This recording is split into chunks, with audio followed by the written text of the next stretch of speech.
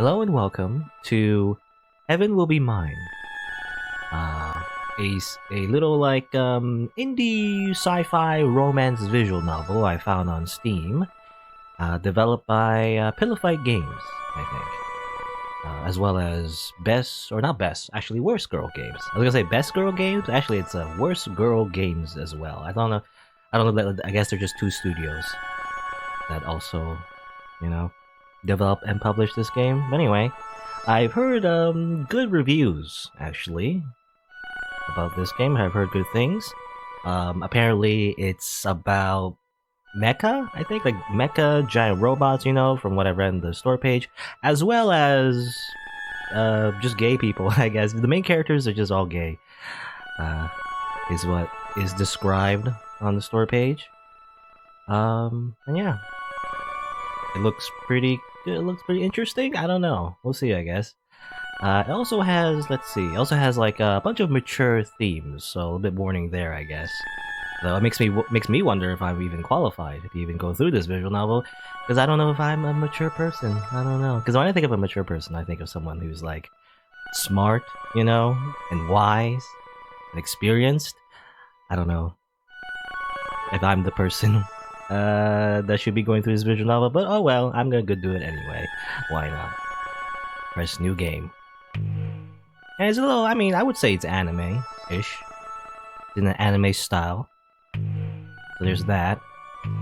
And quite recently, actually, I went through the Mobile Suit Gundam movie trilogy, so it's a bit timely, playing a visual novel about giant robots, so let's see, I guess we could choose a pilot, choose our main character, I guess.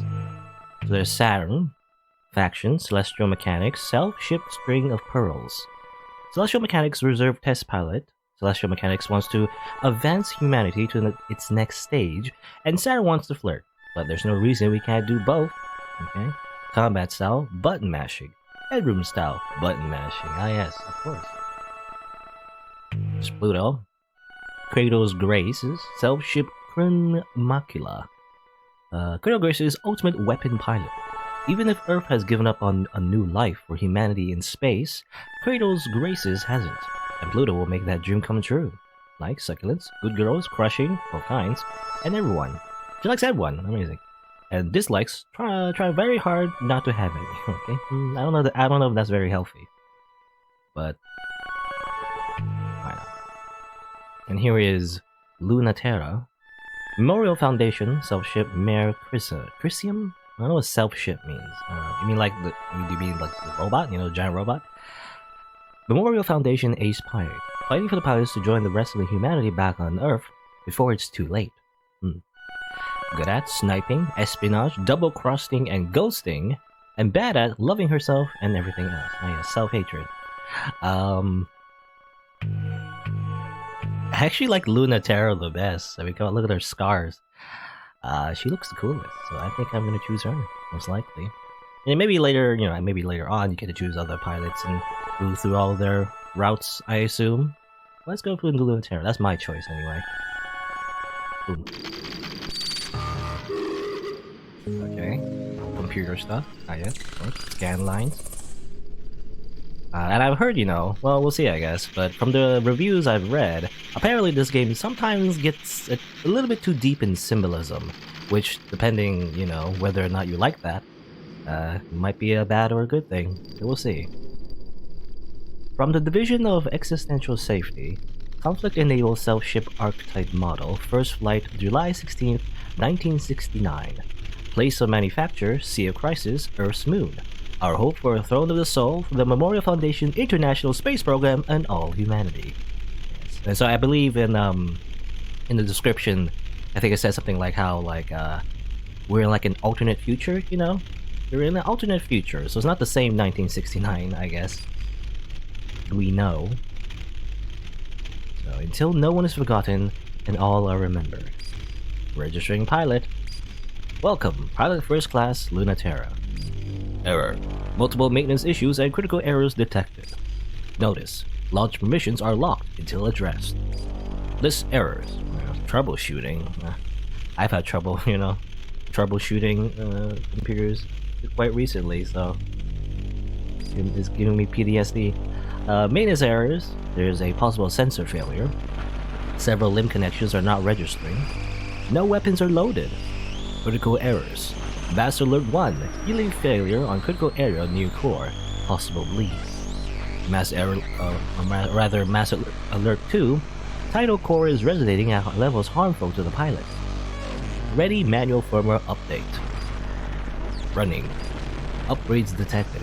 Sinking. What's with this music, by the way? It's like screaming. It's screaming at me.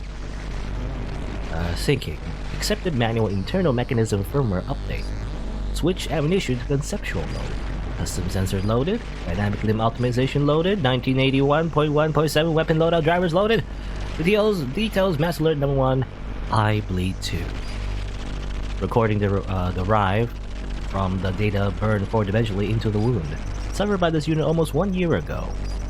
Wounds self-generated by force overloading tearing the core open during sustained conflict in the Mars to Ares regression campaign. All critical systems have naturally healed, yet the wound continues to bleed into space. Fuel efficiency lowered, healing speed reduced, and tidal receptor speed cannot be regulated, leading to possibility of overload and increased pilot strain. I assume this is just, I don't know, I assume the giant robot we're piloting right now is not doing very well. Been damaged or something? I assume. It is strongly recommended that you seek the assistance of a full maintenance team. A lack of understanding of the full effects of the gravitational conflict on the human Gestalt means that this computer cannot provide adequate instructions on therapeutic measures. Permanently disable Mass Alert 1. Okay, I assume that's what Luna-Terra did. Just ignore the notification. Stop, stop alerting me, Windows 10. Really ignore it? Yeah. Provide reason. Can handle it. Automatic scanner show that this may not be a very good reason. Would you like to provide another? No. Mass Alert 1 disabled. Details. Mass Alert 2. Tidal reactor has had unauthorized modification that is causing an unsustainable chain reaction. This ship is not equipped to handle prolonged operation at this capacity. Increasing short-term output may cause long-term failures. Oh yes, we're overclocking this, robot, I assume. Loss of gravitational stability may cause fracturing and instability in pilot. Permanently disable Mass Alert 2. This Mass Alert cannot be disabled by pilot authorization. MF key cold. Password there. Alert disabled. For record-keeping purposes, please input the reason. I'm fine. Self-ship Mercurium is in space-faring condition.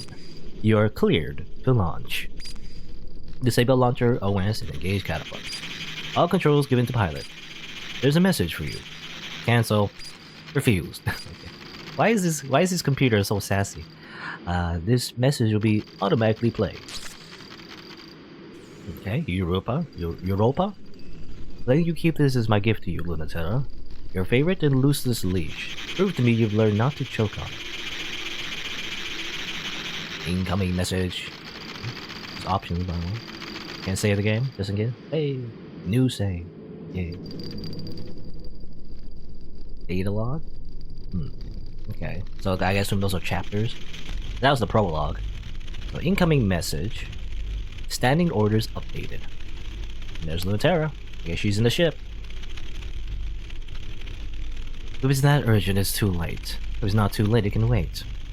Let me enjoy the view of the rings. They are beautiful, even though there's only even though there's only so long you can watch them before even the sight of the six planets' rings become as boring as a blue sky. Mercurium sensors render them in every detail, using every sense as perfectly as she always has. Okay? She's looking into space from her computer screen. I guess. Or, well, actually, we'll see. You really are getting old, aren't you? Both me and you. I should probably listen to control and throw you out and get a new one. But that doesn't seem right. You're only supposed to get one body. Even if I haven't been very good to you, I could never throw you out. You were all we've got. Mercurium is a test-type model. It was made as proof of concept. It isn't the first vessel made to grant humans locomotion and life in space, but it is the first to allow for outward expression. Okay, so that's the robot. Now reminds me of a JoJo stand, but anyway. In all kinds of ways. It could do so many things, and they gave it devices for everything. because they hadn't estimated how powerful tidal engines would become and what sorts of things humans would really want to do in space. It's the first machine meant for conflict, but it's also the last machine that was meant for other things too. A ceremonial tin soldier made to impress.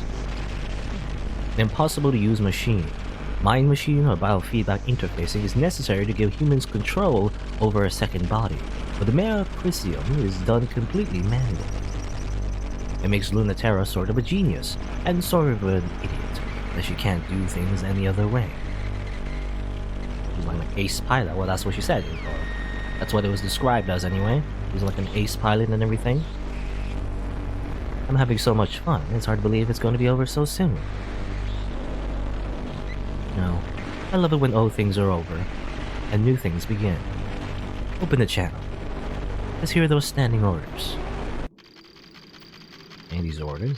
It's January 1st, 1980, and the long and cold war where humanity united against its nemesis, an existential threat from beyond the stars, has been over for a long time. Okay, so this is an alternate future where we're attacked by aliens?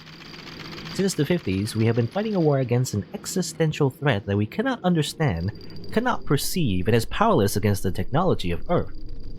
That's a pretty stupid sort of war to fight, isn't it? But there's enough of a mess down here to worry about. Humanity is already the undisputed authority of reality, and we have physics to prove it. It's time to return to Earth, gender symbol, our home, and the sea of the universe. You know, I gotta be honest, I always forget which one is male and which one's female when it comes to that gender symbol. I don't remember which is which. I think that's the female symbol, right? Or something, or maybe something else, I don't really know. I don't know why Earth has a gender. Is that like a person now? I don't know. Before Earth picks us back in pieces, let's go home with grace. On the first anniversary of the decommissioning of the International Space Program, we, Memorial Foundation Native Sphere Existential Safety, in agreement with our home planet's unanimous decision, declare there is no future for humanity in space. Let's come home. Return resolution, Memorial Foundation Native Sphere Existential Safety. Okay, so I assume, I mean that's her orders, that's her goal, I guess. We saw why we picked her. Her, like, I guess, her mission is to bring everyone home, whatever that means, you know? Sounds nice, but also, she likes, like, well, we saw before, she likes sniping and, you know, killing, I think, or something like that. I think she's an assassin, so I don't know if that means bringing everyone home. Do you mean bringing everyone home in a casket? I don't know. It was January 1st, 1981. It's been 1 year since we declared independence from the Memorial Foundation and the rest of Earth. The Cold War is officially over, and it feels so light, without their gravity weighing us down. Yes, free your souls from gravity's pull. How can a tiny handful of colonies, terraformers, and schools huddle against the full authority of Earth? Because that shit doesn't fly past escape velocity. I don't know why do people in these orders, you know, sometimes they talk very formally, and then randomly it's just casual sentences. The power of the ship cells made to fight the Cold War. We made tidal resonators to bring the gravity necessary for humans and culture to survive in space. And that gravity is ours now, enough to make a new world, free from the weight of Earth. If Memorial Foundation wants to kill the future, they have to come and take it from us. We're thankful for our Candle's graces, but we're not coming back. Okay, so this is a different faction. This is Candle's Graces. This was like the other faction that was mentioned. I assume this is like, you know, the people who are basically not, you know, on Earth's side. Independence Declaration, Candle's Graces. They're like, well, they kind of remind me of Xeon, you know, from Gundam. Xeon. And well, here's another faction, Celestial Mechanics. January 25, 1981. Memorial Foundation and Candle's Graces have been having fun for a little over a year, and nothing is breaking the stalemate. And also, this music is scary. Why is this music so scary? It's like static. I don't know. Earth is getting impatient. They have good reason to believe that the existential threat posed by a divided humanity in space is much greater than any theoretical malevolent entity outside the native sphere. While the kids are fighting, Earth is getting ready to list the humans remaining in space as part of the existential threat, and when they do, they'll send real weapons and end this war fought with plastic toys. Their justification? We are technically less than 100% human, just not human enough to be something else. It's hard to believe they're really onto us. It's time to make a drastic move. bring our final piece, the prototype self-ship string of pearls we made in the atmosphere of planet Kronos, which will never be Saturn, to the lunar gravity well, where Memorial Foundation and Kratos' Graces are already headed. Whoever controls that place controls human access to space. We can be sure everything will be in place there. Earth or space, we are just short of 100% human. Let's see how much less than 100% we can get. Internal report, Celestial Mechanics. So yeah, so it seems like there's 3 factions, you know? Kind of like StarCraft. There's like Earth, and there's like the space, you know, the colonies, space colonies, and there's like the 3rd, I guess, faction who are like, I assume, weird cyborg humans, or maybe alien humans? I don't know what the implication is. You know, short of 100% human. They're like something else entirely, maybe. You know? Celestial Mechanics. Kind of forget. Maybe they already said that, you know, when we, like, because there's a character, you know, that is from Celestial Mechanics. Maybe they explained it already, and I didn't really absorb that information. Because maybe it could also be like, they simply like came from outside, you know, outside of Earth. They came from somewhere else, from a different universe, maybe, I don't know. Retrograde in retrograde. Chasing after a string of pearls, Luna-Terra and Pluto find each other instead. It's been almost a year since they last saw each other. Luna-Terra has never seen Pluto like this. Are you ready to spin backwards? Spin backwards. Okay. We're in like a weird menu here now. Joyride, Killjoy. Weaving in and out of the 6 planets' rings, Memorial Foundation's ace, Luna-Terra, plays cat and mouse with the renegade ship thief, Saturn. We get to choose or something? Get to choose that? Mission select. There's mail. What's this? Just come and get me. Combat communications packet. Oh, you think you're so cool, don't you? Well, watch your back, because I'm coming for you. Think that #1 position's gonna last? Not a chance. In fact, why don't we have a little duel about it? If you're not too scared, come meet me in the Shadow Olympia Mons, and I'll make sure that this time, you're the ones left splattered and helpless and pinned on the side of a mountain, and not me, like the last 9 times. Also, would it kill you to, like, stick around for a bit after? You smug jerk. Not that I'm planning on losing. This time I'm gonna beat you. Okay, someone's very jealous of us. Trying to duel us, okay? Cold War Ace reports, Luna-Terra, origin, first generation pilot research declassification, author, the Earth faction, I guess. She was unremarkable. I do not remember her at first. We took any of those who wanted badly to live in space and did not fit on Earth. In retrospect, we're asking for a rather unique quality. And it's not just a coincidence that she was there. The pilots had to be young adults, past the physical, and not care what space might do to their body. Yes, a very like... That's kind of like a trope, you know, in all like mecha anime. You know, it's always like teenagers and everything, and they always get like thrown into war. You know, Shinji getting the robot. It's not so surprising someone like her would emerge from that pool of people, but the woman you know today has been iterated on since she was an adolescent. Be assured, I saw nothing of promise in her when I first met her. I told her that myself. As I told all of the students, I am uninterested in your potential. We are judged by the self we create. I find that encourages brats not to take their specialness so seriously. That was not Luna-Terra's problem. Piece by piece, she created someone very interesting to be. We gave those children permission, and Luna-Terra was simply unique in her execution. She was never encouraged, she was never punished. We would never find another prodigy like Luna-Terra by looking for tidally sensitive children. Yeah, they mentioned tidal cores, by the way. I don't know what that means. It'd be like tidally sensitive children. That kind of implies like, you know, probably means something magic, you know, or psychic powers. That's also a trope. Well, recently, you know, I've learned that it's a trope in like a lot of mecha anime as well, because in the original Mobile Suit Gundam, you know, series, as it turns out, there's psychic powers, which I didn't even know, actually. It was quite recently that I actually went through the actual Mobile Suit Gundam anime, but yeah, there's like psychic people. I didn't even know that. Because they do not exist, we will not find them pre-made, they must create themselves, okay? These magic children, force... You know, I'm gonna say force sensitive. That's also kind of like Star Wars, you know, force sensitive. I don't think they're Jedi, but I guess something similar. Was it not a dream of the Memorial Foundation space program? Okay. Now this one. A justification for return. Memorial Foundation Declaration of Intent. Author, Generation Emissary Halamid. Earth is not the sphere of our home planet. It is not the physical body, which is called Terra, the home of life. It is not measured at mass or by its gravity, its position in the universe. Earth is us. We measure Earth by culture. We are the Earth.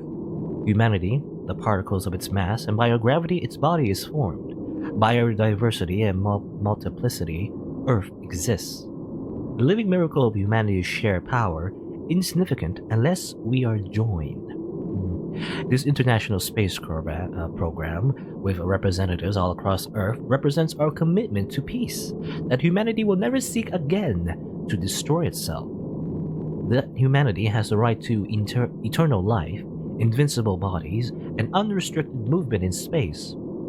As humanity expands beyond this sphere, as extensions of the universal human rights of life, culture, by the way, is capitalized. I don't know why it's capitalized. It's very important, I guess. Culture and freedom. To protect the growth and sanctity of all culture, ensure a future for humanity, and the defeat of our enemy.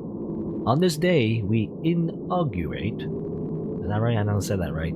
Inaugurate the International Memorial Foundation Space Program. Okay, a little speech. When they created the space program itself, we still know exactly what they mean by, sending these pilots, into space and bringing everyone back home. I mean, I imagine it's a war, right? A space war. That's what you think. So, if you're not gonna come home willingly, we're just gonna kill you. Basically, is what we're gonna do. And Luna-Terra is kind of like the ace pilot and everything, I guess. As mission select, I guess we choose a mission. I imagine maybe because I think Pluto and Saturn. Yeah, those are two people we could have chosen before. So depending on the mission we choose who we interact with, and that might mean different endings. Maybe, I'm not sure. That's what I'm guessing. Comms, okay, text messages. Pilot first class, don't send me messages. Okay. By the way, yeah, she also says she's really good at ghosting, so she doesn't reply to messages. Maybe. First command, Europa. Okay. Director of Combat Operations, Memorial Foundation, Existential Safety, not your mom. Okay, so that's the person as well. I think that we saw that in one of the messages, actually. That was written by Europa. So you really haven't betrayed us, haven't you? Okay. Oh. I've never betrayed anyone in my entire life. But seriously, whose side are you on right now?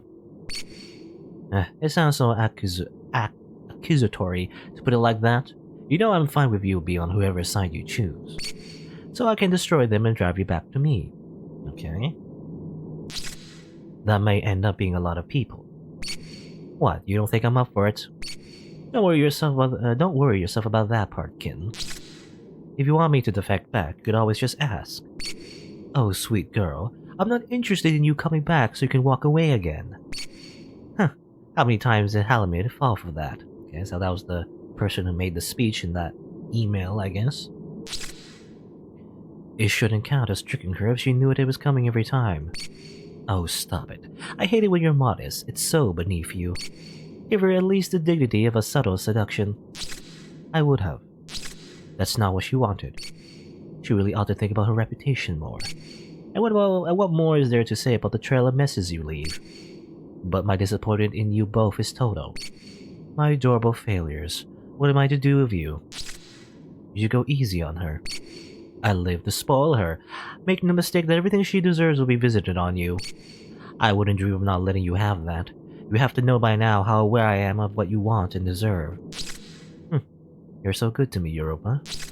I don't deserve it. When I double-cross you again, be sure to really let me have it. I hope you do. But I take no chances of loyalty. Alameda merely hopes you will change. I think it's charming that even you believe that might have some effect on you, but I know much better than you, kitten. These are very long text messages. I won't let you return no matter how much you beg until you have no other choice. Well, you can't pivot or run or trick your way through when you can't second-guess or lie.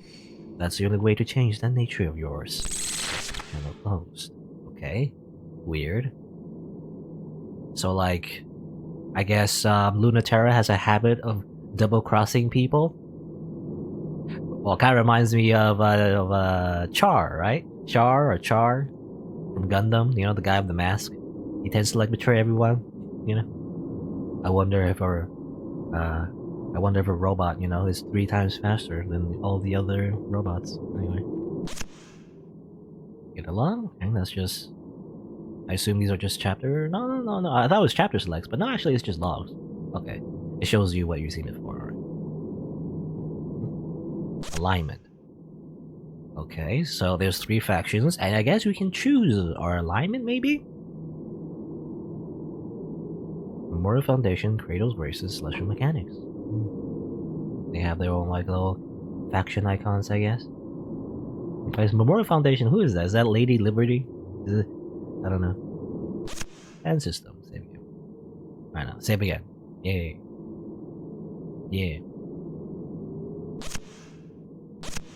Okay, so I think it's time to go and choose a mission, right? I don't really know where she stands right now, Luna-Terra. I guess she's just, you know, on her own, doing whatever. Doing whatever she wants, I guess.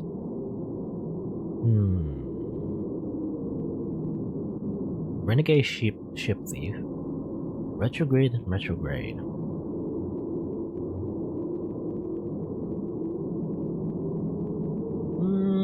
I don't really know these people, right? I don't remember who Pluto's town is, so I wonder, like, who do I want to, like, interact with? I'm not sure, actually.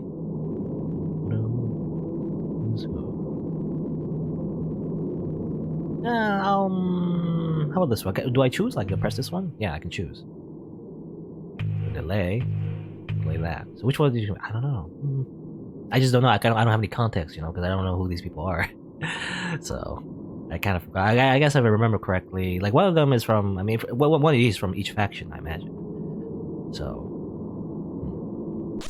like, I wonder who gave this message. You know, you think you're cool? Like, who's just come and get me? So I imagine maybe that's Pluto. Is that Pluto trying to, like, you know, sending us that message? So maybe I would go there, you know, to have that duel, or maybe it's this, or maybe it's Saturn. I don't know. I think I'll choose this one. Why don't you just choose something? I'll choose this one. Go. What's going on? You've been pestering me with orders, so what's the sudden holdup? Central said to launch immediately. We have to get to the Celestial Mechanics lab regardless of whether or not the prototype is already gone.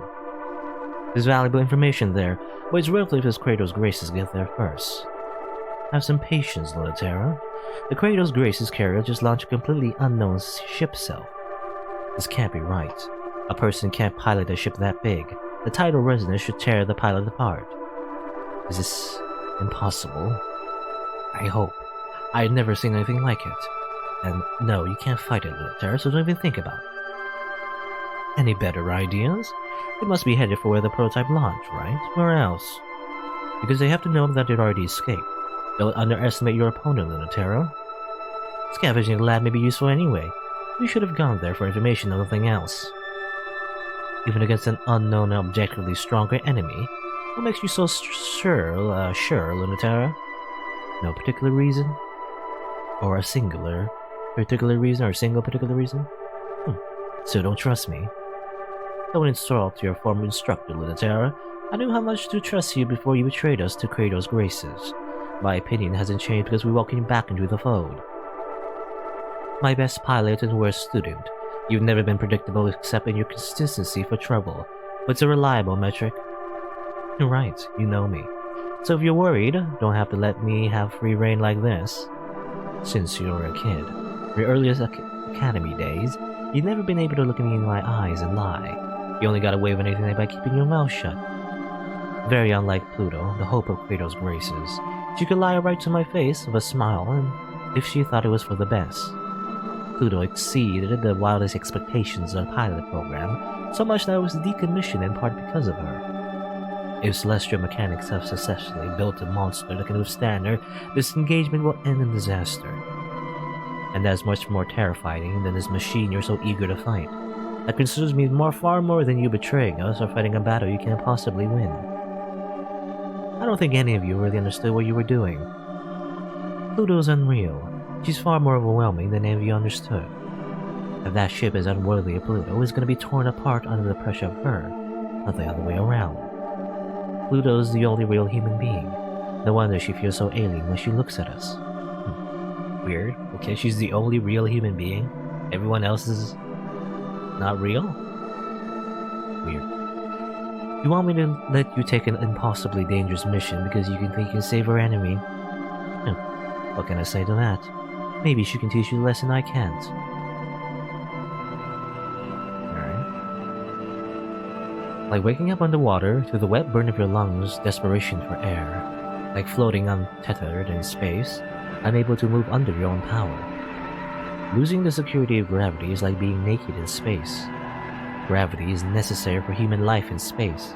Gravity is necessary for unrestricted movement in space. Can't have one without the other. The force that binds your existence together, the force to shape foreign bodies in pure agency. Gravity is necessary not just to live in space, but to be human in space. Being human is a little harder for Pluto, so she has to work for it. The tidal forces of her spacefaring body, the Krun macula, are as strong as she believes and as weak as she feels. And Luna-Terra needs to make sure all the calculations are in order. Everything on her ship operates manually. She's just been at it long enough that it feels like a second skin. The jolt of nostalgia interrupts Luna-Terra's mental math. She forgets to carry the one, interrupts Pluto's focus, and he has a moment where she's not invincible. Close enough to touch the surface of the moon lab, Luna-Terra is seen and known by Pluto, and they're suddenly falling down the well of too late and nothing you can do. I knew it. Warning, gravitational interference. It's important to get a grip. Knowing there's nothing you can do is something Pluto considers freeing, and Luna-Terra considers exciting. Feeling doomed is clear permission to do whatever.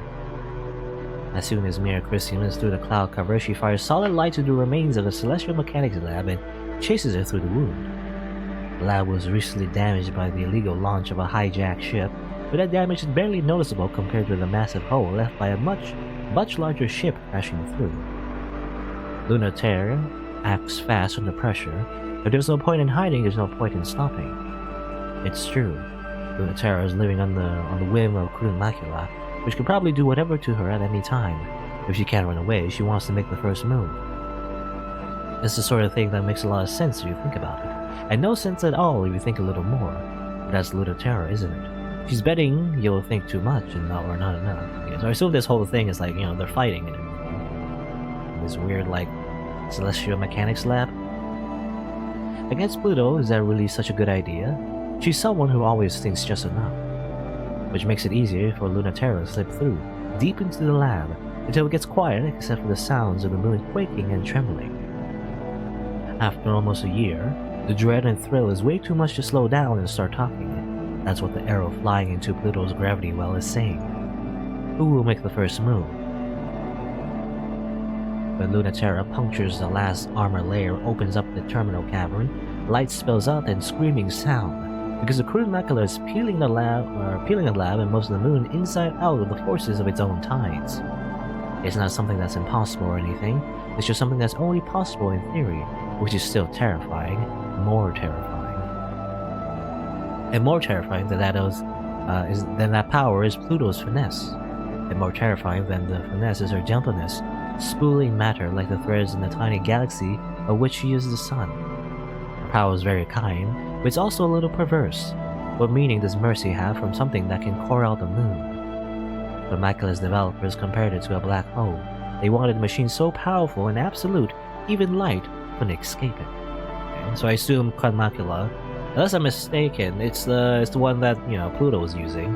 It's like a very experimental, giant robot, I guess, is using its powers right now. Luna-Terra understands now that it was wrong. She's a star, gushing and twinkling with matter and light.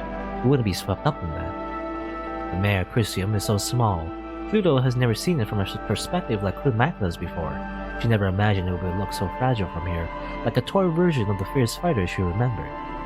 So this kind of reminds me, because so recently I watched Gundam, so this is kind of like how Luna-Terra, the one we're controlling, the protagonist for now, she's kind of like Char, right? And she's piloting the Zaku, which is like an inferior version of this whole like giant robot, who's like probably like the prototype or like a much stronger version, like the Gundam basically, kind of like that. Pluto's sense of scale is true. Luna-Terra feels just like a plastic toy too. Yeah, oh, this is Pluto. Come on, say something. It's making me sad. It really does fit you. So much more than I ever thought. Is it hard to look away? Being able to render you speechless is the power I've always dreamed of. What do you think? I know just a look won't change your mind, but I want you to tell me. Tell you what? That I regret betraying you. I told you then that I always would. No, I won't let you do that, Luna-T. Luna-T? Did you think I'd be mad? I mean, of course I'm mad at you, but not for anything you did to me. I would never be mad at you for not having enough faith in me. You see through Kratos Grace's dream of a new home for humans in space. I'm just mad at you for not having faith in yourself to see it through. And leaving all the work to me. Oops, I guess that is why I'm a little upset with you. Not mad, you know. Just disappointed. I can't believe I'm still the one scolding you like a kid. I'm trying to be the grown-up, you know. I did the responsible thing. I took the realistic option. I'm here to play the part of the boring adult, the grown-up villain. Oh, that's right. I remember why I'm actually mad at you. Why I actually am mad at you. You better not go down quietly. You better really believe what you just said. I'll forgive you if you left us for something stupid, but I'll never forgive you if you left us for something you don't believe in.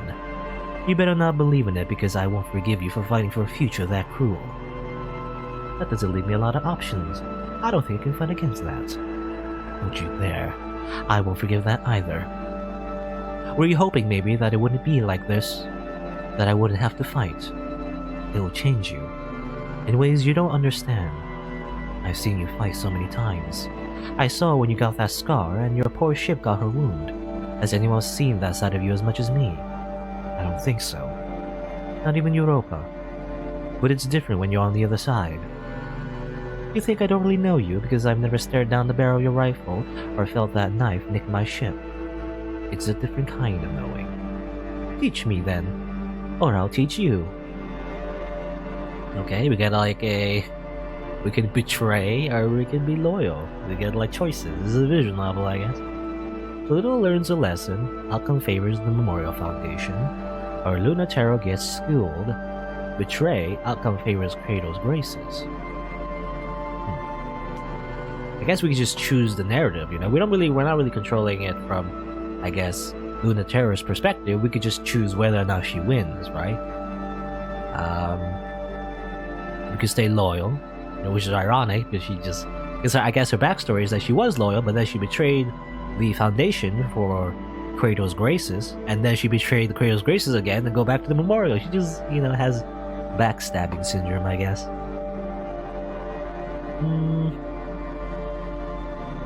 Let's stay loyal this time. I don't know.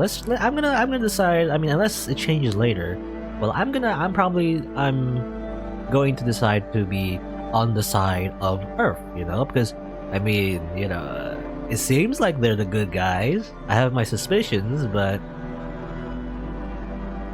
let's you know, let's beat up this, you know, super ultimate prototype robot with our experience and skill. You know. Go! Hiya! Memorial Foundation advances. I have achievement. Good at bad decisions. What's it gonna be, Luna-T? Alright, you never want to make the first move. Then I can go. Pluto sweeps up the swirling, tumbling matter in the hollow-out moon. Making the second move has always worked for Luna-Terra. She's never been good at setting the pace, only outsmarting it, so it's the only move to make. Even still, maybe there aren't any winning moves. Luna-Terra has to be ready for that possibility. The Queen Macula is a very impossible sort of machine, almost as impossible as Pluto. Queen Macula can grind space-time to a crawl with its tidal forces. Queen Macula can pull ambient matter into a whirl with enough friction for the combustion to give birth to a star, emotionally and almost as much physically. A tiny sun is born, but Luna-Terra has just gotten out of the way. Luna-Terra isn't where Pluto is expected, and there's suddenly a hail of bullets in her skull. Pluto doesn't mind the onslaught, but it's still shocking. But not in an unpleasant way, it's actually very joyful. Really, you're not just trying to scare me. For real, not a joke? We're going to have to fight about it. Is his body so mean that you finally are going to be worried about fighting it? Luna-Terra thinks Pluto could use a lesson in how terrifying actual combat can be. Was there anyone terrifying enough to teach it to her? Are you trying to hide from me? I've been waiting for a real fight. I'm tired of telling me you think I'm right.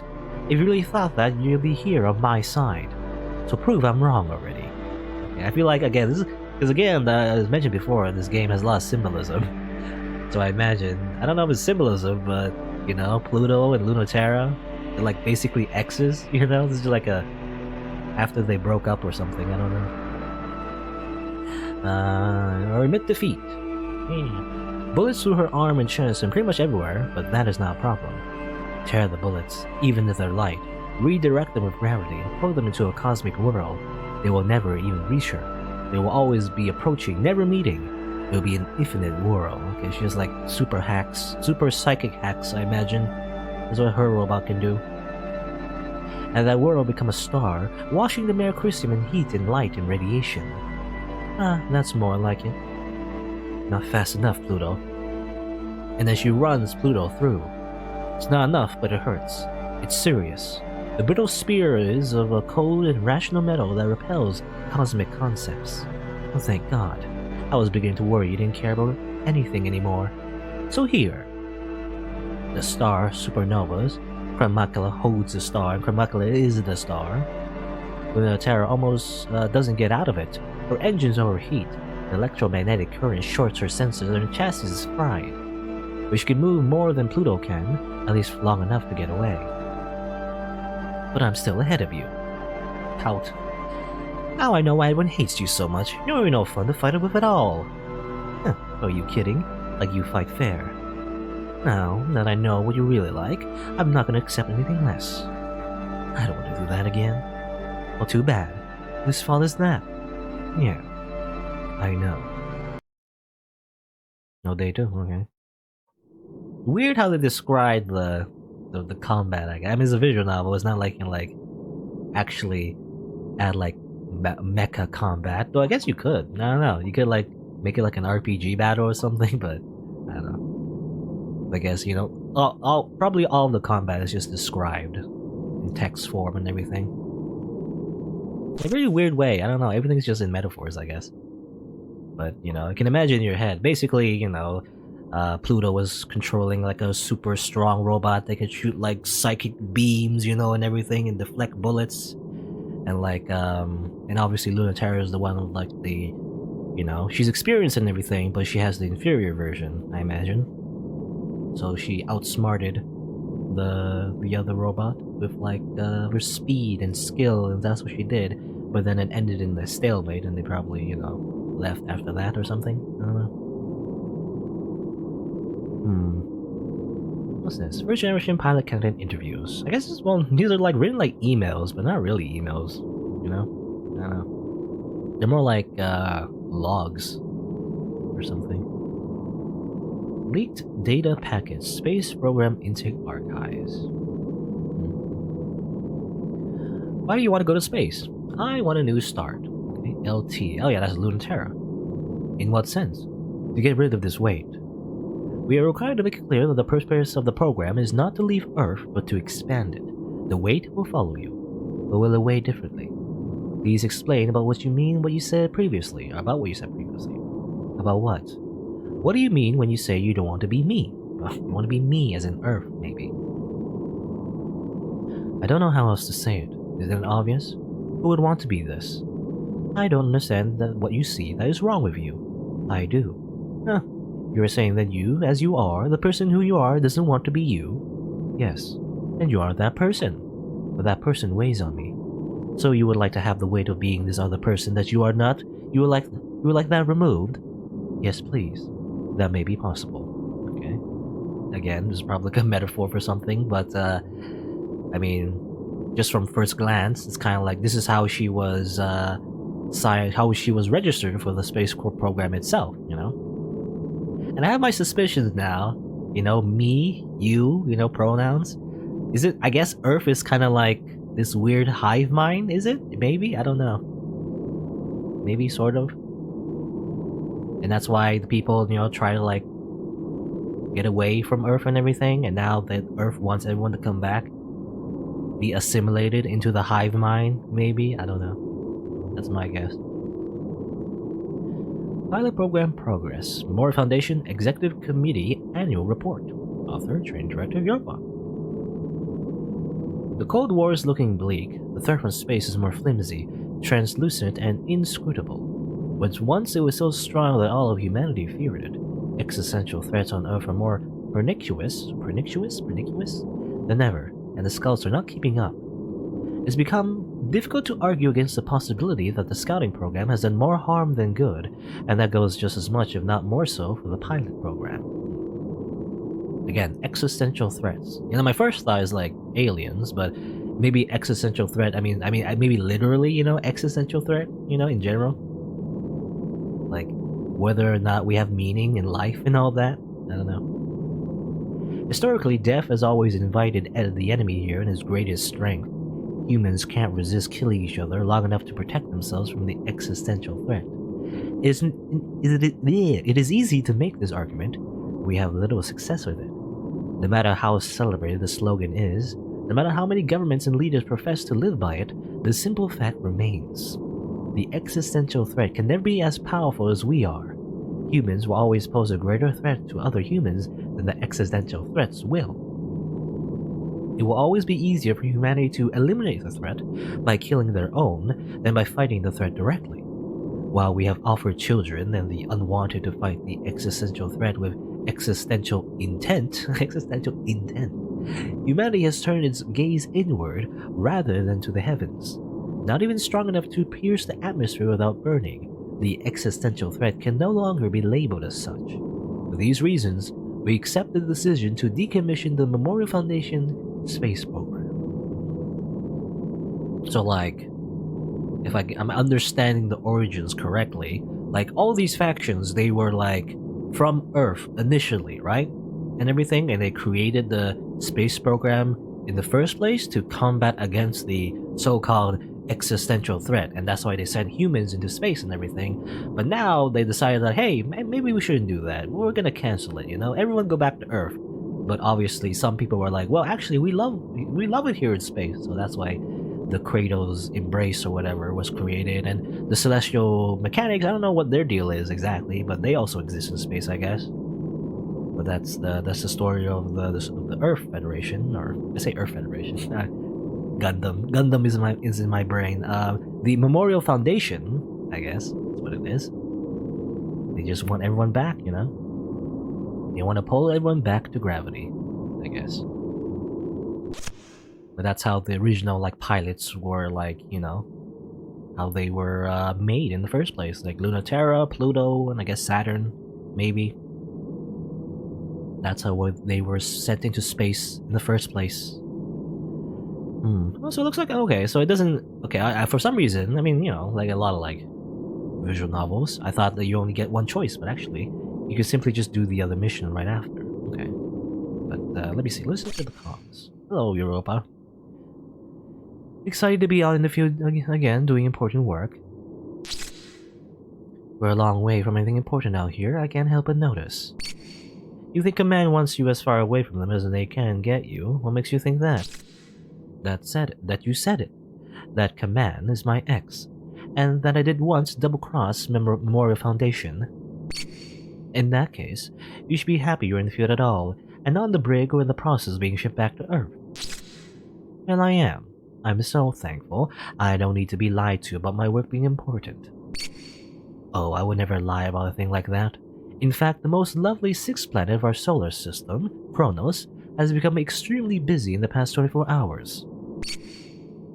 A major leak out of celestial mechanics has revealed they're finishing a prototype here, and Kratos Graces knows about it too. Or, for some reason I said Kratos Embrace? No, Kratos Grace is what they are. I don't remember all these faction names. Apparently the Hellion responsible for the leak has stolen it too. You're just a woman for the job, reigning in incorrigible pilots as your specialty. Let's see if that power can be used for good for once. Europa, please leave some of me left to fight the enemy. Don't shoot me down before the mission starts. Was I too mean? I would prefer direct combat any day. Well, let me tell you something nice then. That Kratos Grace's super weapon, your favorite, has been spotted in the system. My favorite? What do you mean? Don't play dumb. You make that same face whenever Kurmakula is spotted. It's the biggest mystery of their side, and one of the only reasons Kratos Grace's hasn't collapsed by now. The Kurmakula's power is unreal. It's far stronger in reality than anything could have possibly have been projected from the original schematics. Its capabilities seem endless and impossible to predict or counter. And no one knows who the pilot is. The list of people who could pilot something like that is very short, however. Maybe it's someone you know. Worried I might double-cross you again? I'm not with Kratos Graces anymore for a reason. Oh, I just never trust you when girls are involved. I mean, we know, I guess. We just fought them. We just fought Pluto. Alignment. We're very loyal, though. 12% loyal. Very loyal. Probably, again, that's probably my decision. Assuming nothing changes my mind, I'll probably just stay loyal, Which is kind of uncharacteristic, I guess, of the character, but why not? Joyride Killjoy. Weaving in out of the Six Planets Rings, Memorial Foundation's ace, plays cat and mouse, Renegade Ship's thief, Saturn. Launch. Objective in sight. Opening channel to base. Captain, I'm bored. Okay, who is this person? Pilot A. Captain, this sucks. Well, you heard them, Europa. Tell those idiots to be careful what they wish for, because the mission parameters have changed. As you know, Celestial Mechanics has been operating a clandestine ship self-development lab with an experimental prototype, in violation of the terms of the Memorial Foundation space program decommission treaty. And we are on a top-secret surprise attack to take out the last operational shipyard and make sure we never have to find out what Celestial Mechanics has been planning to do with it. It couldn't be more obvious what happened, but go ahead and brief me anyway. No points for guessing. The prototype already launched, rendering most of the base inoperable. We lost contact almost instantly, right before it leaves Cronus' gravitational field. Oh great. What a pain. Aren't you just bored? There's no way to find it. It's as good as gone. There's a chance that the ship itself is still nearby, so get to work. Yeah, this is... Bravo, evade now. Now. I've got nothing, Cap. And then he dies. Bubblegum pink electricity. Bubblegum pink electricity sparks off the ice and dust of the inner ring like a lightning bolt and through his ship self. He doesn't even get the slightest chance. Cap, don't listen, and you don't have any right to complain, alright, Europa? What a callous attitude you have. Who did you learn from that? Or who did you learn from? Or who did you learn that from? The best. Prepare to engage. I wish Europa would stop sending me boys who can't control themselves. Having fun dismantling my escorts. With the string of Pearl's fingers, Saturn carefully peels the mechanical musculature out of the poor ship's arm she's holding, a souvenir of the last of Luna-Terra's escorts that she sent crying too easily back to their base. It's still sparkling and oozing, and Saturn wishes her ship had a mouth so she could suck it out like crab meat. Really? What? Weird. Maybe it does have a mouth. Maybe it does have a mouth. The machine has many mysteries the manual doesn't explain, and Saturn is still learning them. Oh, very reminiscent of, like, Amuro. Again, I'm just gonna make these comparisons to Gundam. But, like a mechanic, going into, like, a very super secret prototype, robot, learning how to use it, Turns out they're an ace pilot the whole time, because they have super psychic powers. Again, everyone has psychic powers. Though I suppose Europa's learned her lesson about sending me girls who can't control themselves. Oh really? And that's really interesting. Mind telling me more? Here's Saturn. Oh, she's a hacker too. How amusing. There's nothing too interesting on this comm frequency. Oh, you flatter me. But hey, what do you mean exactly? The part about girls who can't control themselves, I really want to hear more. It means back up that talk first. Or you can can you let a hit off the comms? Luna-Terra's gravitational field focuses to a single point. Luna-Terra isn't budging. She's been through much worse, and and so she has her ship, followed always by a thin trail from a bleeding wound she never could completely repair. The Mare Chrysium is over 2 decades old, but Saturn can't even land a hit. It's regal and stiff, dressed in coal metallics, weathered and refurbished, the archetypal prototype of all other ship cells, still going after all these years. Well, I was gonna say, maybe she could upgrade, at this point. Considering, that is like very much technologically inferior to all the other robots, but I guess in the beginning, in the prologue, she did say she had sentimentality for it, I guess. Still fiercely untouchable, the string of pearls hasn't gone down no matter how much she's been rammed with that spear, but she hasn't even nicked Luna-Terra's ship once. Not bad at all for a joyride, but you can't get one hidden. You gonna think you don't win by looking cool? No mercy for newbies? No. Luna-Terra puts a stake of solid light through the string of pearls' leg, pins it to its own gauze wrapper. It doesn't hurt at all. The ship's metals begin molding and reforming around the wound immediately. A ridiculous, unfair advantage. Saturn has no right to complain, but she still wants to. But she's trying to be cool. Everyone wants to, in the quiet glee of the always bleeding ship. That's a pretty amazing ship. Think it will last? Either you're fighting just for fun, because you're that reckless, or you're caught in your own containment wrapper and can't escape orbit yet. And you beat me for sure if I played around. I'm not done yet. But that's not true. It's actually very difficult to move a solid light bullet in your leg, but she's not going to let that stop her.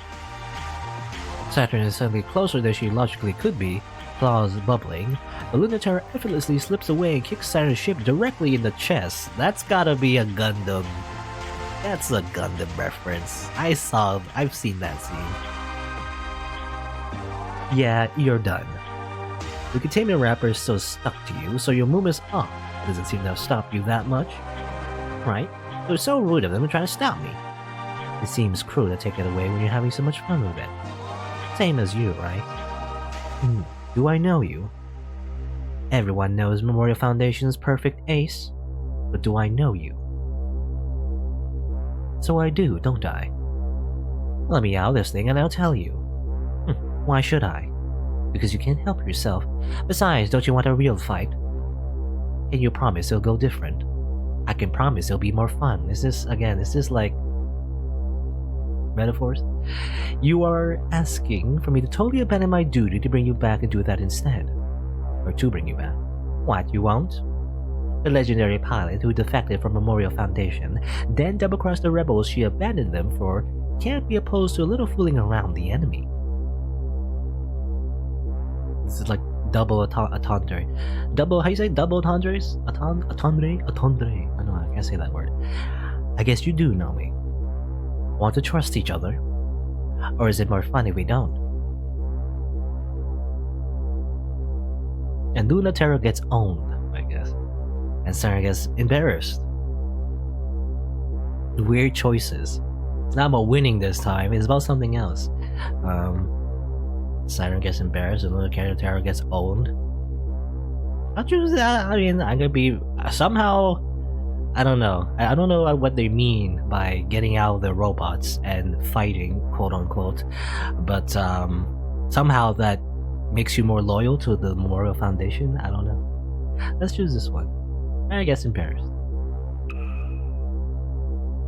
Never forgotten. Every story told. How was that? Did it hurt? It's just weird. It's weird that it doesn't hurt. Okay, I don't know what they're doing. It's easier for the Luna-Terra to cut through the malleable flesh of the string of pearls directly than untangle her from the wrapper.